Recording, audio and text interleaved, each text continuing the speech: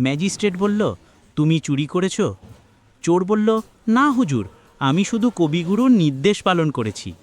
Magistrate বলল, তার মানে? চোর বলল, গতকাল মাঝরাতে একটা গান ভেসে এলো, আজই জ্যোৎস্না রাতে সবাই গেছে বনে। ভাবলাম আমিই বা বসে থাকি কেন, আমিও যাই, তাই বেরিয়ে পড়লাম। ম্যাজিস্ট্রেট বলল, তারপর?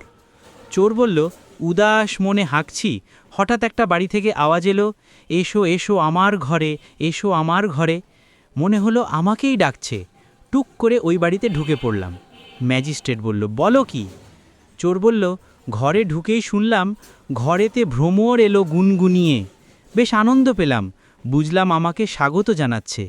এদিক ওদিক তাকিয়ে কি করব ভাবছি, তখন শুনতে পেলাম, এবার উজাড় করে ল হে আমার যা কিছু সম্বল।